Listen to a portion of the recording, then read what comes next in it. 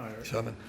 There's been two statements from United today. First of all, Anthony, what are your thoughts on the decision to allow him back to train and to play, and are you worried it might be a distraction? Yes, we make the statement, so I refer to the statement. I think everything is we make clear in the statement.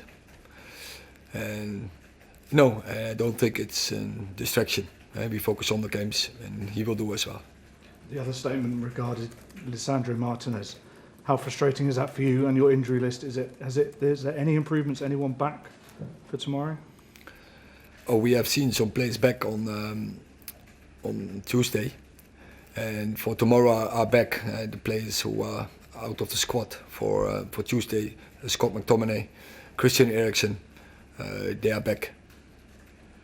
Erik, just in terms of Anthony, did you have to think before you brought him back into the squad? People will have opinions about whether he should be there or not. I think we explained it in the statement, so I will keep referring to that. And injuries, you're not the only club who's got a lot of injuries at the moment. Next season, the Champions League expands. There's the new Club World Cup coming in as well. There's more and more demands on players. How do you deal with that? Is it a bigger squad? Is it limiting the number of games players play? How do you look after the players? We already did. We already expanded the squad this season because you make the reason clear. We had a World Cup in the middle of the season. We had a longer season. We had to play a longer season as well. FA Cup, then Nations League games, then a shorter break. And every time the schedule is expanding, and the load on the players is just too much. It's such a great overload. But many colleagues of me are already pointing to that, and I have pointed to that as well. But it kept going. We keep expanding the schedule, but anywhere it will stop. Then players can't deal anymore with this overload, and that is, I think, what you see across many squads in this moment. Erik, the statement on Anthony doesn't say when he'll resume training and when he'll become available. Can you give us any clarity on the timescale, on his fitness levels? On Saturday he will be back in the training.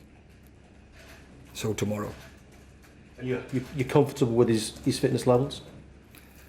I have to see, but I think And I guess a lot of your fans will think you've got clarity on one player, the other player who's obviously been in the headlines recently, Jadon Sancho. Is there no chance of any progress with that at this stage? Are you not tempted to maybe seek a little bit of clarity with him, having sorted one player out? Many of you ask me so often these questions, and I have said everything. How long can that situation go on for, then? Well, I said everything. Okay. Richard. Hi, Erik. I just want to ask you about Sofiane Amrabat. He had a really impressive debut on Tuesday. What do you think his greatest asset is? Is it his technical ability, or is it his energy and his stamina? Yeah, as you say, he has more abilities, and you need, as a player on the highest level, you need a bigger skill set than only one. But I think his stamina, his dynamics, that is, I think, one of his biggest. And just on against Burnley, you only had 38% possession. That seems quite a small amount, especially with your history at Ajax of always having the ball. Do you think United need to have more possession, and how important is Amrabat to that aim? You don't always have. You need not always so much possession to have control in the game.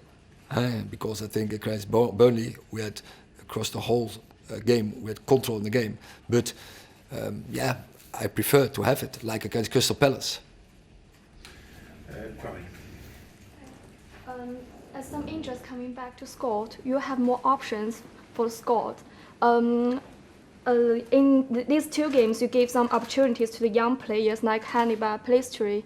and also goal play his debut against Spurs. In the future, with even more tighter fixture, will these players have the time? Depends on their performances, on the levels, what they show, if they can contribute to a winning team, and it's only about that. You play the team, you make the selection based on the opportunity you win games. Hi Erik, how different will this game against Crystal Palace be to the one you played in the EFL Cup? Because the playing squads will be different, the starting 11s will be different, and what are you expecting from them this Saturday? Yeah, well, definitely. I think both sides will be different, but we got belief from it. But I know the opponent is looking for revenge. Clear, that will be their fuel.